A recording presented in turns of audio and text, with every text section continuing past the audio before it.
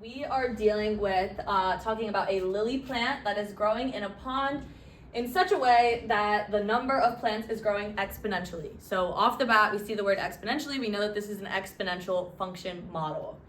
The number of plants n in the pond at the time t is modeled by the function n of t equals ab to the t power, where a and b are constants and t is measured in months.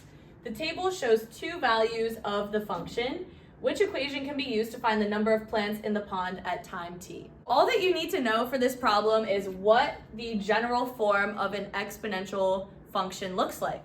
And here it is. Exponential function is f of x equals a times b to the x power. A is always going to be your initial amount, and your initial amount is wherever x is equal to 0. And b would stand for the common ratio. The common ratio just means what number are you commonly multiplying every single time by. Just by looking at this function now, I can very easily tell what my initial value is going to be. My initial value is 150.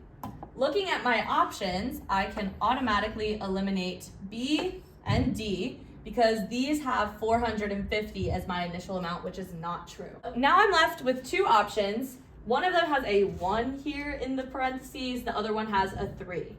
So that would be my common ratio.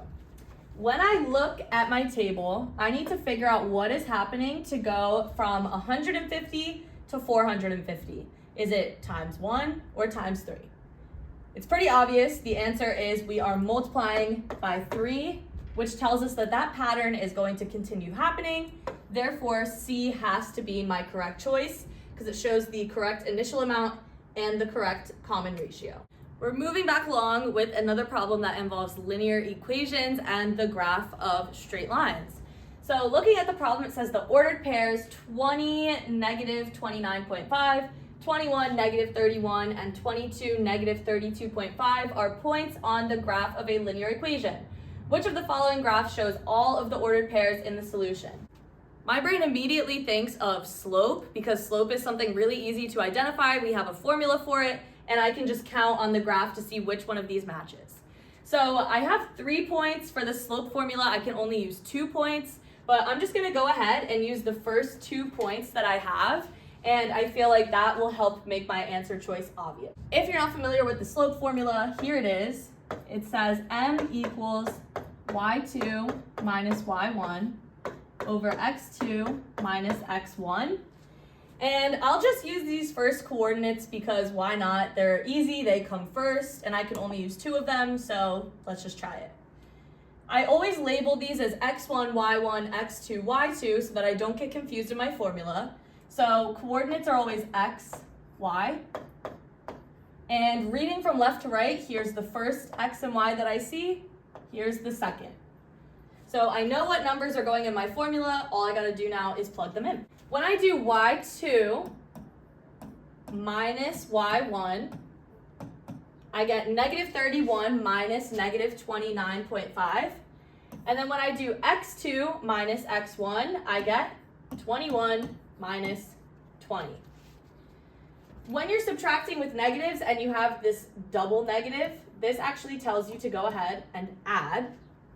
So I'm solving negative 31 plus 29.5.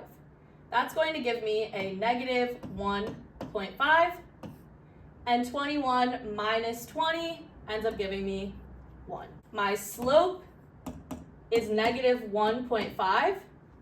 which if I wanted to express it as a fraction, which typically I like to do just because then it's easier to count rise over run, that is 3 over 2, make it negative.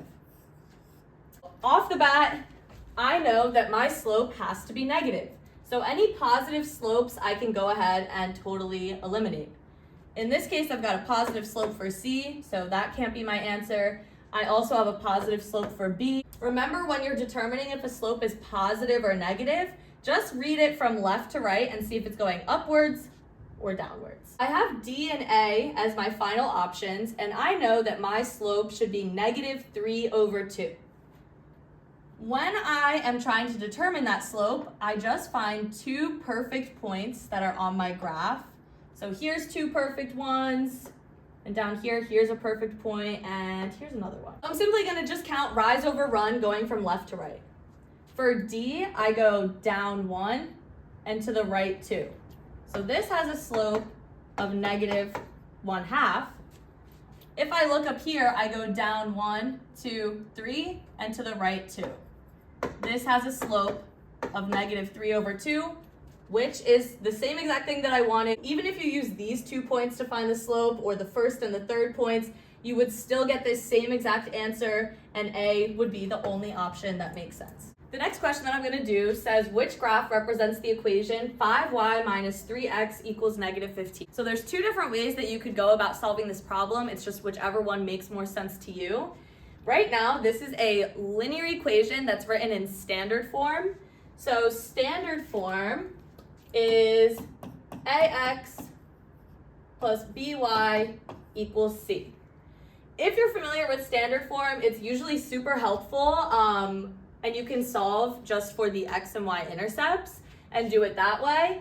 However, I feel like the more common one would be rewriting this as y equals mx plus b, since slope-intercept form is the one that we most commonly see. I want to get y by itself all on one side. So the first thing I'm going to do is use inverse operations, and I'm going to move this -3x to the other side. Inverse operations undo one another, so if I want to get rid of the -3x, I'm going to have to do plus 3x. And whatever you do to one side of your equal sign, you do to the other. Over here it cancels, and it's going to leave me with 5y equals 3x minus 15.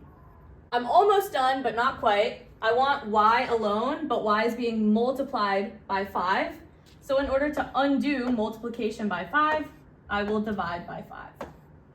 My final equation is y equals 3/5 x minus 3. I can go ahead and easily now use this to figure out which one of these graphs matches my equation. The first thing I can look at is my slope is positive 3/5. So any negative slope options, I can eliminate. The only other thing that I have to use now is the fact that my y-intercept is at -3, which this one right here has a y-intercept of -3, a positive slope. I can go ahead and check the slope if I want to. I would rise up 1, 2, 3, run 1, 2, 3, 4, 5, and my point is exactly on there. So B has to be my correct option. Just to really quickly show one last way that you can think about it that I talked about in the beginning, is since this is in standard form, we could have easily solved for the x and y intercepts to figure out which the correct solution was. But basically the x-intercept occurs when y is 0. So if I were to plug in 0 for y, I would have gotten that my x-intercept is at 5, which if you look at my graph, it definitely is. And for the y-intercept, it occurs when x equals 0. So if I plugged in 0 for x, I would have gotten that my y-intercept is at -3, which it definitely is. So whether you like slope-intercept form or standard form to solve for the intercepts, you would get the same exact answer.